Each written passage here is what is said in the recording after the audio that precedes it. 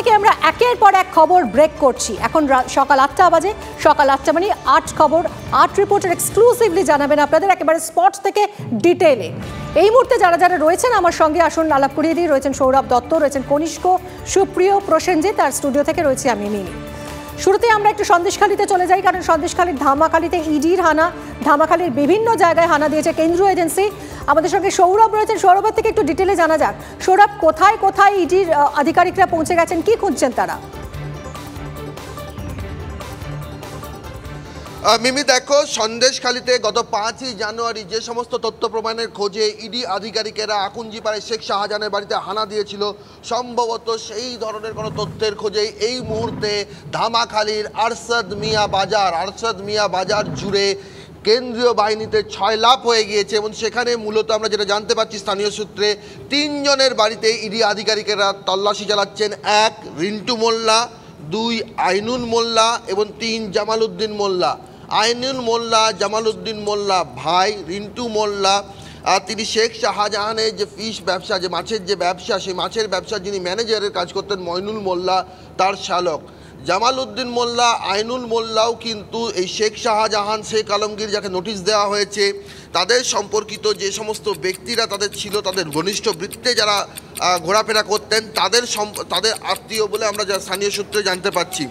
যেটা আমরা জানতে পারছি যে এই যে বাড়িগুলোতে, যে 3টে বাড়িতে যাওয়া হয়েছে, তার একটা মূল কারণ ইডি আধিকারিকরা মনে করছেন যে সমস্ত তথ্য, যে 56 দিন পর শেখ শাহজাহান গ্রেফতার যেদিন আমরা দেখতে পাচ্ছি ধামাখালীতে ইডি অফিসাররা পৌঁছে গেছেন এবং আজই কিন্তু আবার শেখ শাহজাহানের ভাই শেখ আলমগীরকে হাজিরার নোটিশ পাঠিয়েছে সিবিআই।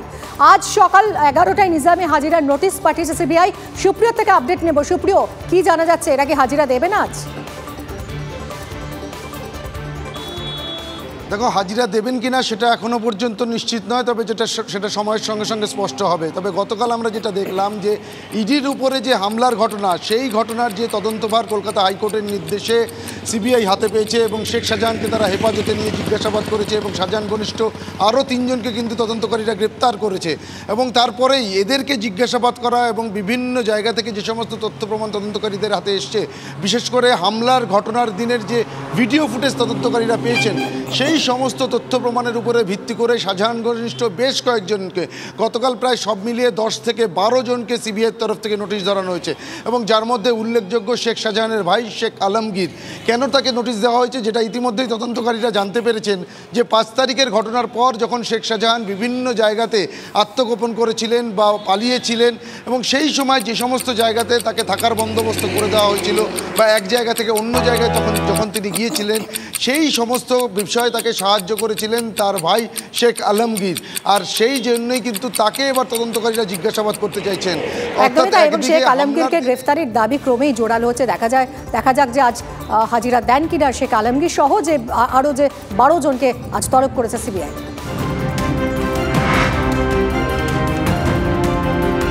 আরও একটা বড় খবর আসছে।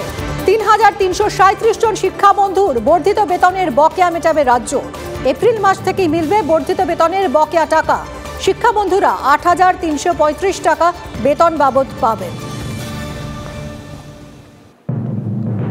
শহীদ দিবস পালন নিয়ে চড়ছে রাজনৈতিক পারদ। আলাদাভাবে শহীদ দিবস পালন তৃণমূল এবং বিজেপির। নন্দীগ্রাম দিবসে থাকবেন শুভেন্দু অধিকারী, বিজেপি নেতা অভিজিৎ গঙ্গোপাধ্যায়। ভূমি উচ্ছেদ কমিটির ব্যানারে থাকবেন তমলুকের তৃণমূল প্রার্থী দেবাংশু ভট্টাচার্য সহ তৃণমূল নেতারা। সকালেই গোকুলনগরের অধিকারী পাড়ায় শহীদ বেদিতে মাল্যদান এবং শহীদ স্মরণ বিজেপির।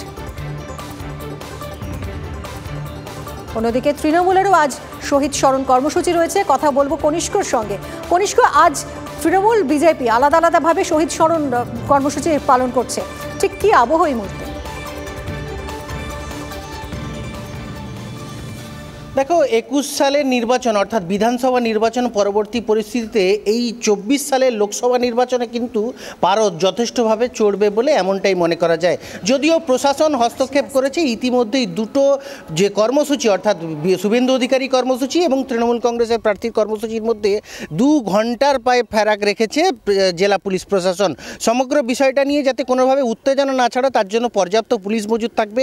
মূলত বিষয়টা 2007 সালে জমি আন্দোলন যারা করেছিল ভূমি উচ্ছেদ প্রতিরোধ কমিটির ব্যানারে 14 জন শহীদ হয়েছিল। সেই 14 জন যারা গুলি খেয়েছিল, 14 জন যারা ভূমি আন্দোলন করেছিল, বাম জামানা তৎকালীন খেজুরির দিক থেকে গুলি চালনা করা হয়েছিল, এমনই বিভিন্ন অভিযোগ ছিল।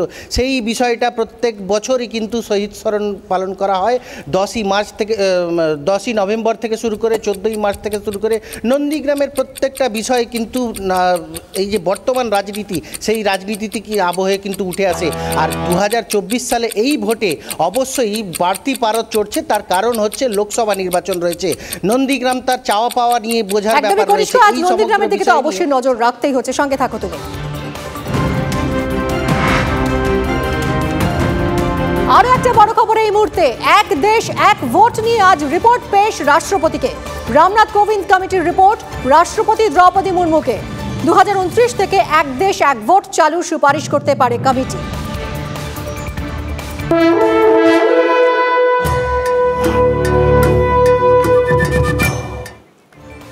এবার একটু উত্তরে চলে যায়, চলুন। আজ ময়নাগুড়িতে অভিষেক বন্দ্যোপাধ্যায়। আজ থেকেই লোকসভা ভোটের প্রচারে তৃণমূলের সেকেন্ড ইন কমান্ড।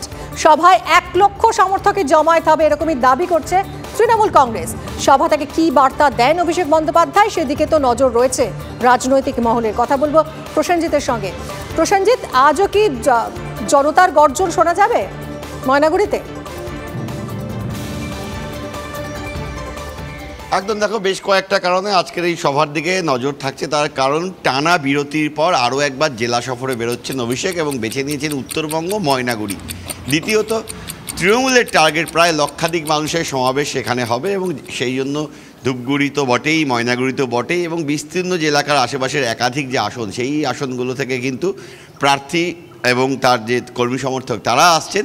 সব মিলিয়ে প্রায় লক্ষাধিক লোকের সমাবেশ হবে। আমরা জানি গতকালই মুখ্যমন্ত্রী শিলিগুড়ি সফর সেরে কলকাতা ফিরেছেন। সিএ নিয়ে বিরোধিতার সুর চড়াচ্ছে তৃণমূল। ঠিক সেই সময়কালে রাজ্য সফরের শুরুটা করছেন অভিষেক বন্দ্যোপাধ্যায় ময়নাগুড়ি দিয়ে। পাশেই রয়েছে ধূপগুড়ি, যে ধূপগুড়িকে পুরসভা করা নিয়ে চাপানুতোর এবং ক্ষোভের প্রকাশ পেয়েছিল, যা আমরা দেখিয়েছিলাম রাজ্যের মানুষকে। দলের অন্দরে যে বিরোধের শুরুটা হয়েছিল, তারপর টানা বিরতি হয়। জনগর্জন কলকাতা সভামঞ্চে প্রথম আমরা দেখলাম, আবারও অভিষেক আত্মপ্রকাশ করলেন এবং তারপর আজকে থেকে কিন্তু জেলায় জেলায় সফর শুরু করছেন অভিষেক বন্দ্যোপাধ্যায়। তিনি নিজেও ডায়মন্ড হারবারের প্রার্থী, সেখানে টানা প্রচারে থাকতে হবে। তার আগে একবার রাজ্য সফরে কি বার্তা দেন আজ অভিষেক বন্দ্যোপাধ্যায়, অবশ্যই আমাদের সেদিকে নজর থাকবে।